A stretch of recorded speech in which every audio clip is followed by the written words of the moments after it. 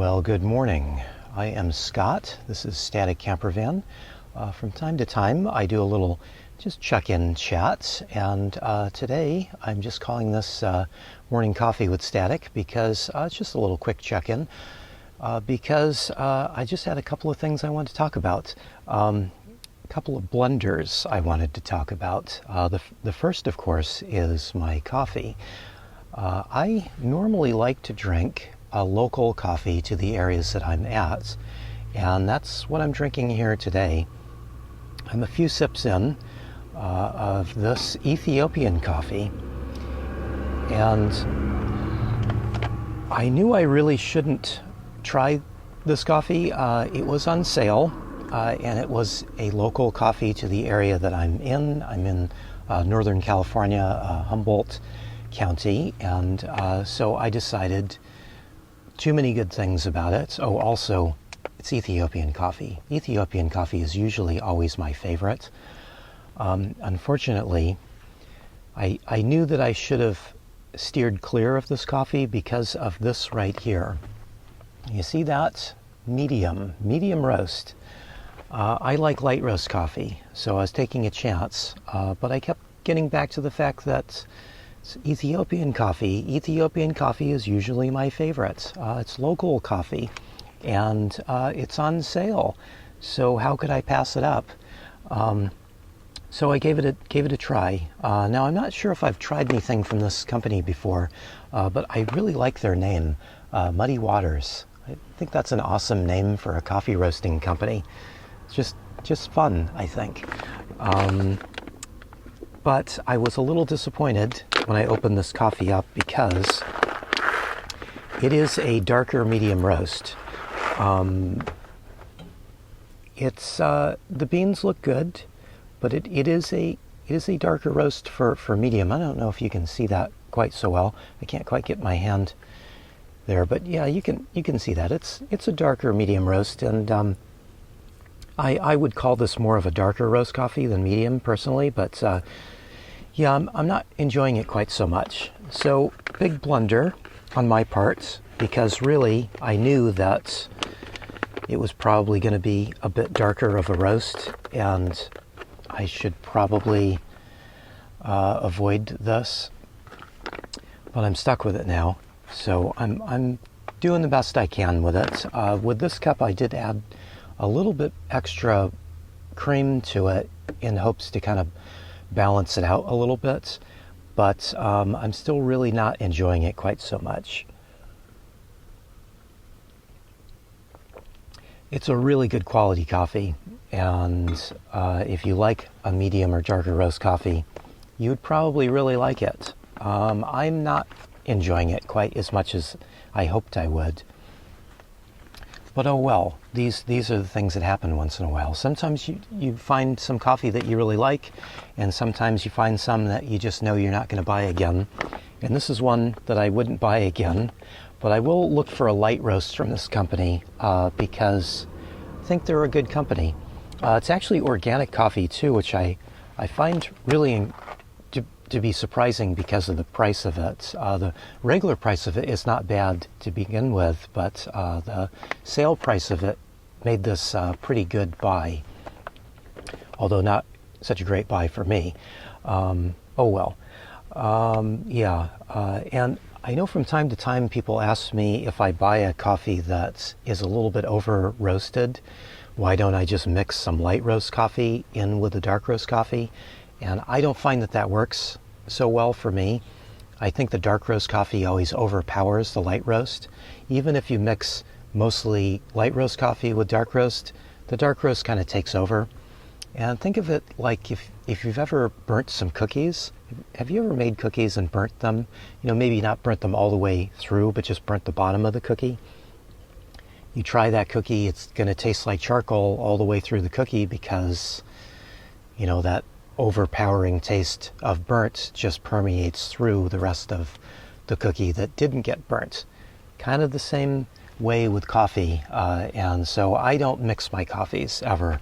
If I find a coffee that I don't particularly like, I either just try to power through it, If it's not too bad, I can add a little more cream like I did with this one. Actually, adding a little bit more cream with this one, which is what I did for the first time today. I've tried this a few times before now, but this is the first time I added a little extra cream to it, and it has made it a little bit better. It does kind of tone down those flavors that I don't really like. So maybe that's my answer. I'll just need to buy extra whipping cream so I can get through this bag. If I knew somebody in the area that would like this, I would just gift it to them and be done with it, because it is really good quality stuff. I'm eager to try some more coffee from this company, a lighter roast obviously, from this company, because it looks like they make really good stuff. So there's that little blunder there, but that's not the only blunder I wanted to talk about.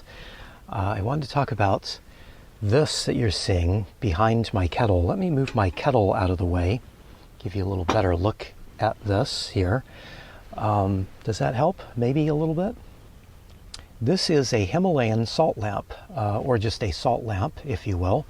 And I've had this for quite some time. I bought it on sale a few months back. Well, it's probably been a while since I bought it, but I found it on sale at a TJ Maxx store. Maybe it was a Marshall's, kind of the same store, so I forget exactly, but it was on sale. It was on their little red tag clearance sale, so it was $6, and I bought it because I used to have another salt lamp, and my old salt lamp I had on the shelving that is behind my phone that I'm using as my camera here, and it was mounted directly to the shelving there, and I really liked it. It was a gift long ago, and I put it there, and I would use it at night. That's what I like with these salt lamps. I think they give off a nice kind of orange amber glow that is kind of pleasant if you're trying to wind down at night. The lighting in my van here is really harsh. Like if I put my hand over here, you can kind of tell this is the lighting that's over my countertop, and it's very harsh lighting because it's an LED light, and it's unfiltered, and so it's very harsh and bright. And so if I'm trying to get ready for bed at night, or even just taking a nap or something, I definitely try to turn these lights off. But if I need a little bit of light to do something, say if I'm going to try to read or do dishes, or sometimes make a cup of coffee at night before I go to bed, I do that quite often, I need a little bit of working light, and so I'll turn on the Himalayan salt lamp light because it gives a nice gentle glow. And so that's what I like to use my salt lamp light for. Now, there are some people that think that these salt lamps give some health benefits, and I'm not so sure about all of those. You'd have to look at the science on that and decide if you believe it or don't believe it. But supposedly they give off some negative ions, and that kind of helps give the same feeling that you would give, or that you would get if you're at the beach, if there's like rolling waves. Rolling waves give off negative ions. I think lightning storms give off negative ions too. Again, this is not a big feature for me because I don't know if I really believe in all of that personally. But also for a much bigger reason, my salt lamp here is not going to be giving off any health effects of any kind, because in order to get those health effects, those supposed health effects, you do need to heat the salt lamp up. So most of these salt lamps are much larger, and they would have just like this one, they would have a little pocket that they would drill out to accommodate an incandescent bulb. Now this one is too small for that. So with this one, they give you a little LED bulb, and it's basically the same type of LED bulb as up here, so this real harsh bulb. But because it's getting filtered through the salt, it gives off the glow that I'm after. even though it's basically the same LED light as the light that I'm trying to avoid using. But that's okay, because it's giving the effect for me, and that's really all I'm after. I think I forgot to tell the part of why I got rid of the salt lamp that I had up on my shelving here. These salt lamps have a little bit of a problem. If there's any moisture in the air, moisture will condense around the salt of the salt lamp and will start to drip if it gets too moist. I should probably avoid using that word, moist, but it's out there. A lot of people don't like that word, so I try to avoid it, but it's already out there. So that was the problem with my previous salt lamp. It had a lot of moisture, especially when I would spend time up in the Pacific Northwest, or any time that the air was just damp, and it did ruin some wood on my cabinet, which made me redo some work on my cabinet back behind the phone and camera view here. But after redoing all of that, I decided to get rid of that salt lamp, and then I regretted it ever since. And so when I saw this one, and especially because it was on sale, I just couldn't pass it up. Now I've had this over by my sink, up above my sink, and I had it up on the ceiling of my van because I had it on a magnet, this magnet. That was an easy place to put it. I screwed the base of the salt lamp to the magnet, and then that gave me the ability to just stick it up on the metal of the van, and kept it up out of the way. And then when it did drip, because it was hanging upside down, it would drip into my trash can back here at my back door.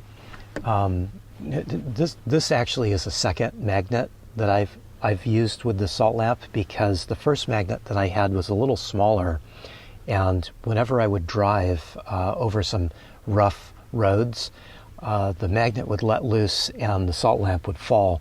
These are quite heavy. Salt is really heavy. So the first magnet didn't work, so I switched to this magnet, which is a 90-pound pole magnet, which is a pretty hefty magnet. Bought this at a Harbor Freight store. They're quite reasonable there. And this solved most of the problem with me knocking the magnet off as I drove.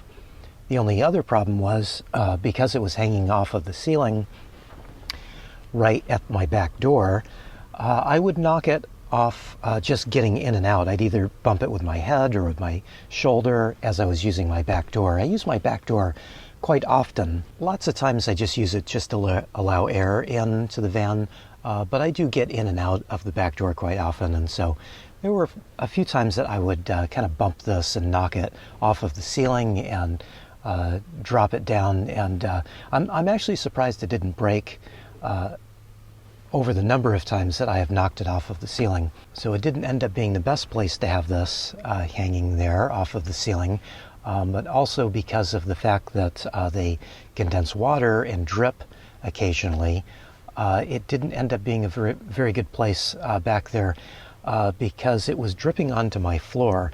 Now, at first I had it set so that it would drip down into my trash can, but I've recently moved my trash can a little bit and mounted my trash can on my back door.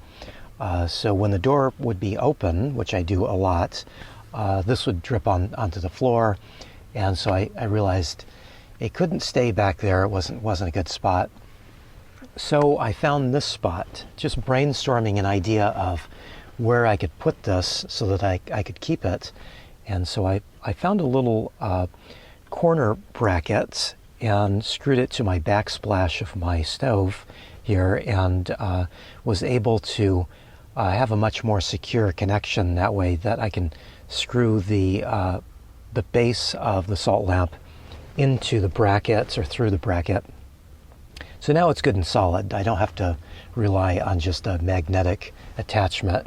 And this seems to be working pretty well here. I'm not quite so sure what's going to happen once the weather gets wet out, and once it starts to condensate and start to drip. May be a problem here. I'm hoping that it's not going to be a problem. I'm thinking that maybe the heat of the stove will be a good spot for this. Maybe it'll help keep it dried out a little bit more with as much as I cook. We'll have to see about that. At least it's away from the wet area in the back, so it can only be a better spot, right? So this will be its new spot for at least a little while, and hopefully it will be its spot for quite a while, because I do like this little salt lamp. I think it gives off a nice little glow, especially if my lights are off. Let me turn this light off, see if you can get a better sense of the glow on there. Now I do have my camera lighting still on, but you can get a better sense of the glow that this gives off, and it's nice. You know, this is why I like having this. Just turn that back on. Hopefully that didn't blind you there. Sorry if it did. But yeah, just you know, this is the thing when you're living in a tight space like I am. Sometimes you have to get creative on where you're going to store stuff, and it took me a while to figure out this spot, but hopefully this is the spot that will work for this salt lamp, because I really don't want to get rid of this one. I really want to keep it, and I really don't want to break it, have it fall off and knock it off of the ceiling like I was doing. So hopefully this is the spot. And if you've noticed this salt lamp in other videos of mine, maybe this will give you a better sense of what it is and why I have it. And you can now keep an eye on it and see, is it going to stay here? Is this the spot for it, or is it not? I'm hoping the blunders of knocking it around are over, and I'm quite sure though that this is probably not the last blunder of coffee buying I do. I buy a lot of coffee, and I take chances on a lot of coffee, so I'll probably make a few blunders on coffee in the future, but hopefully I'll keep the blunders to the coffee and not the salt lamp. That's my hope anyway. And now I need to get on with my day, because my day is just starting. So if your day is just starting, I hope you have a pleasant day. And if it's just ending, I hope tomorrow is a much better day for you. And I guess that's about it. As always, thanks for watching. I really appreciate it.